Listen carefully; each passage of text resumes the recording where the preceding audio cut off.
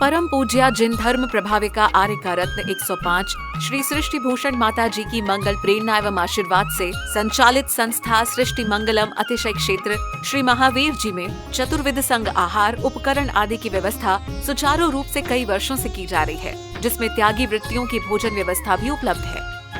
सृष्टि मंगलम श्री महावीर जी में त्यागी वृत्तियों के आहार एवं यात्रियों के ठहरने के लिए वातानुकूलित कमरे भी उपलब्ध हैं। स्थल मेन मंदिर के सामने सृष्टि मंगलम भवन।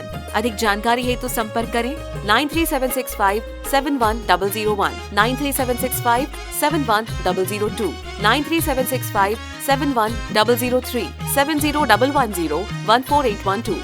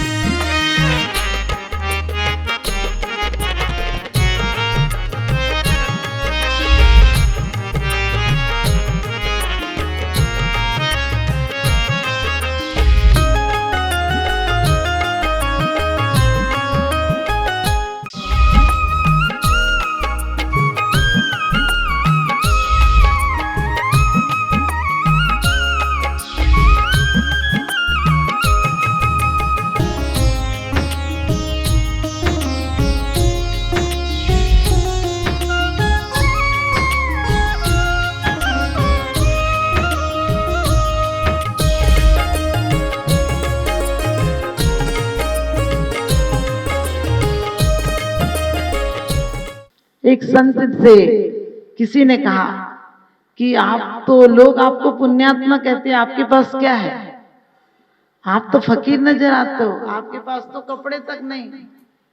संत ने कहा कि मैं फकीर नजर आता हूं लेकिन मैं अमीर हूं, तू अमीर नजर आता है लेकिन तू फकीर है, क्योंकि तू जिंदगी भर दौड़ता है, मांगता है, जोड़ता है और खाली हाथ चला जाता है। और मैंने छोड़ा, एक घर छोड़ा तो कई घर खुल गए, एक माँ बाप छोड़े तो कई माँ बाप मिल गए, और जितना जितना छोड़ता चला गया उतना उतना मिलता चला गया। हमारे जीवन में भी बाहर की छोड़ हो जाए, अंदर में हमें उपलब्धि हो जाए, वरना मौत के समय में कौमों में लोग इसीलिए चले जाते हैं। इतना बड़ा धक्का, इतनी चीज छोड़ी थी और सब छूट जाएगी, क्योंकि हम जीवन भर सोचते नहीं ये छूटेगा। हम जीवन भर इतनी आसक्ति में जोड़ते हैं, और फिर भी स्वर्ग में क्या मांगते हो? अच्छी अप्सरा मिलेगी। हमने कहा यहाँ की पत्नी काहे को छोड़ी थी? वहां अप्सरा की चाहत है, वहां स्वर्ग में कंठ से अमृत झरेगा। हमने कहा स्वर्ग कुतवाली दिन 4 बही फिर खुरपा और जाली। ध्यान रखना, ज्यादा खुश मत होना। तुम्हारे पास सामान हो, रिजर्वेशन नहीं हो, तो धक्का मुक्की में आप पूरे टाइम अपना बैग संभाले रहते हो, कहीं खो न जाए, कोई छीन न ले, उठा न ले, झटक न ले, तैयार रहते हो। और यदि अच्छी सीट मिल जाए तो फिर लगता है सो जाओ थोड़ी देर, और सो जाओगे तो जरूर खो जाओगे, सो जाओगे तो जरूर कोई माल ले जाएगा। इसी प्रकार से स्वर्ग वो रिजर्वेशन की सीट है, जो कुछ दिन को मिलेगी तो तुम खो जाओगे। और भले नरक, अपन नरक नहीं जाएंगे, क्योंकि मैं कहती हूँ नरकों में मैं तो क्या, मेरा साया न जाएगा। लेकिन कभी बाई चांस हमने सम्यक दर्शन के पहले नरकायु को बंद कर लिया हो और जाना पड़ा, तो भी हम जागृत रहेंगे कि हमारी ये रत्न रूपी संपत्ति कहीं खो न जाए। अभी तक क्या ख्याल आया? कभी विचार करना, शास्त्र बहुत पढ़ लेते हैं, किताबें पलट लेते हैं, जीवन नहीं पलट पाता। किताबें छपवा देते हैं, जीवन में एक अक्षर भी अंकित नहीं हो पाता है। मंदिर बनवा देते हैं, सोचते हैं अब तो स्वर्ग की सीढ़ी पक्की हो गई। मैं कहती हूँ मन को मंदिर बना लो, स्वर्ग नहीं मोक्ष पक्का हो जाए। मन को कैसा मंदिर बना लो? प्रत्येक क्षण सोचो, किसी के दुर्गुण, किसी के ऐब, किसी से ईर्षा, किसी से जिल्लत, कोई चीज अंदर आने नहीं दूंगा। आपने देखा पहले लोग दरवाजे पर आदमी को बैठा देते थे, बुजुर्ग लोग बैठे रहते थे, राम सलाम करते थे, अच्छे लोगों को घर में बुला लेते थे।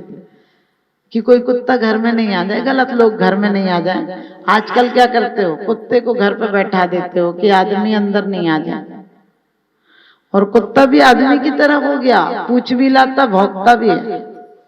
सोचता है कि आदमी हुआ, आदमी काम का हुआ तो पूछ काम आ जाएगी, नहीं हुआ तो भौंकना काम आ जाएगा। हमारा जीवन दोहरा हो गया है, चेहरे पे चेहरे हैं, दाग बहुत गहरे हैं, चेहरे पे चेहरे हैं, दाग बहुत गहरे हैं। धर्म के नाम पर हम अंधे और बहरे हैं। हम कहते भगवान मेरा बोझ है, बोझ है, बोझ।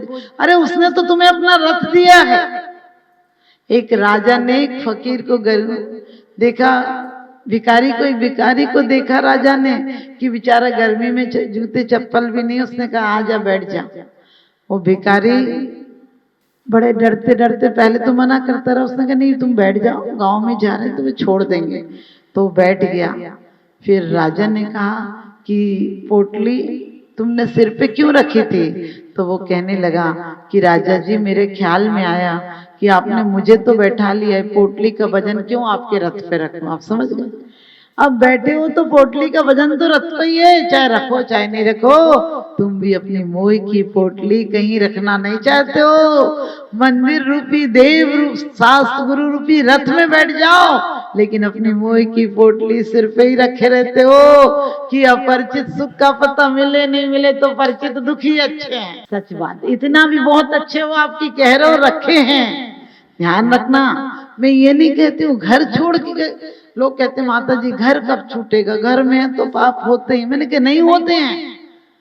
अरे भरत चक्रवर्ती सब कुछ था, मुहैया सबसे उदास था। जो तोते की तरह हैं वो कभी तर ही जाएंगे, जो कबूतर की तरह हैं वो कभी तर ना पाएंगे। तोते का मालिक तोते को प्यार से रखता, नहलाता धुलाता, खाने को छुआरा और काजू खिलाता, लेकिन भूल से पिंजरा खुल जाए तो तोता फुर से उड़ जाता, और एक बार जो उड़ जाए फिर वापस नहीं आता। ऐसे हैं जिनके ख्याल कभी तर ही जाएंगे, जो कबूतर की तरह हैं वो कभी तर ना पाएंगे।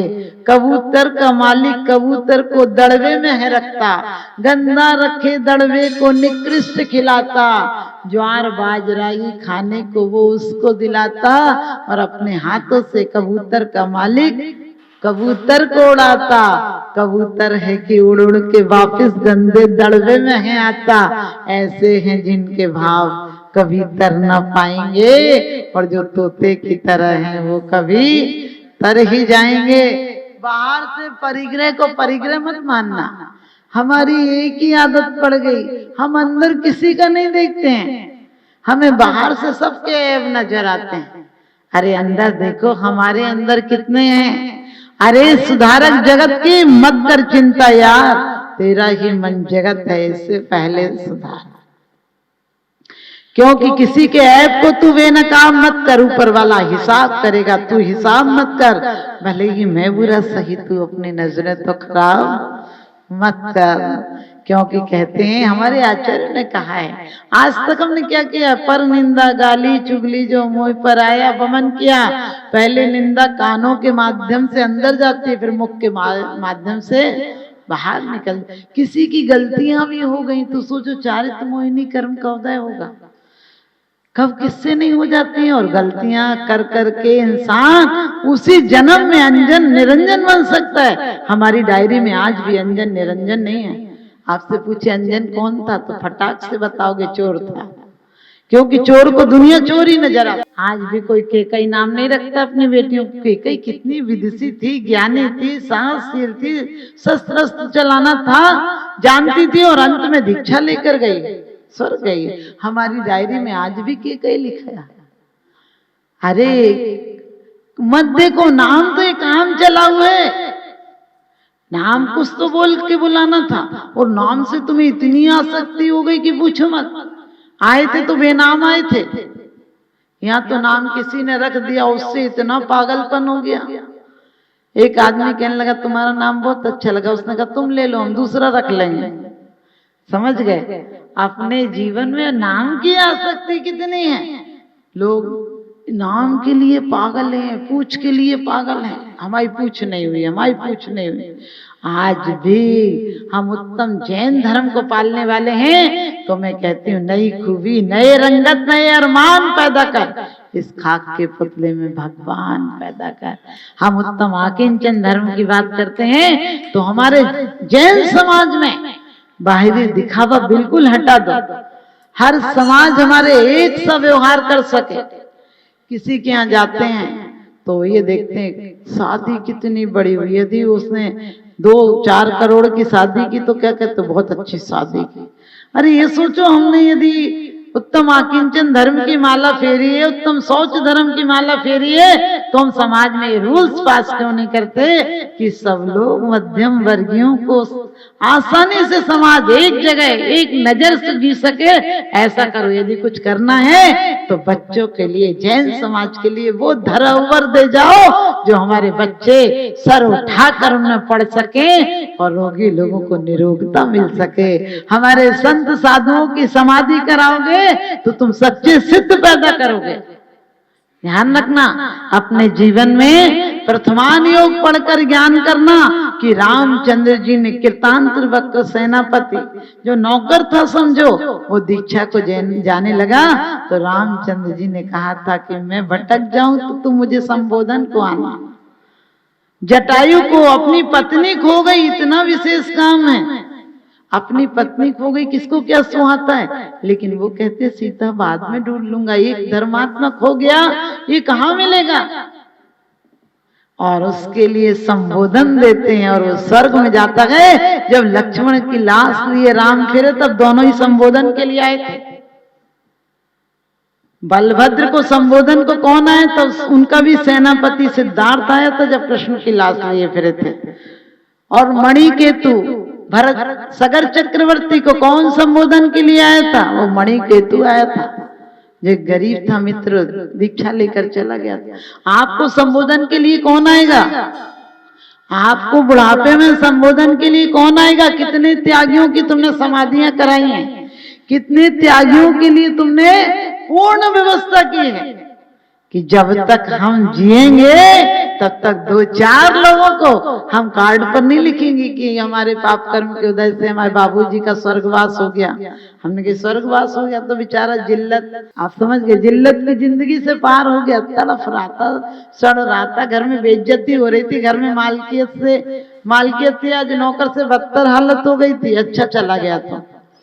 लेकिन सच पूछो, हम नमो का आनंद सुना दो, कहीं भी जाते हैं सबसे पहले सब कुछ त्याग करा दो इनका। अरे सोच कर देखो, आपको पता चल जाए कि आप 10 मिनट में जाने वाले हो, सच बताना आप पे क्या गुजरेगी। कहना आसान है कि नहीं हम तो शांत भाव रखेंगे, कुछ शांत मंत भाव नहीं रहेंगे।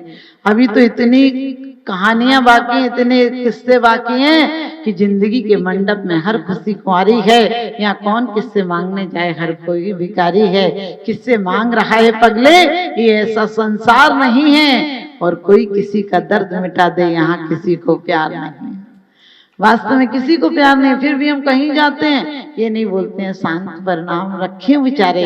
यदि हमारा बैर भाव है तो उनसे कहें क्षमा करना, आप ठीक हो जाओगे। दान देने हेतु बैंक खाता विवरण निम्नवत है। सृष्टि Mangalam Seva Samiti, Bank of Baroda, Shri Mahavir ji, account number 011901000322429, IFSC code BARB0 SHRIMA, IFSC code का 5वां कैरेक्टर 0 है।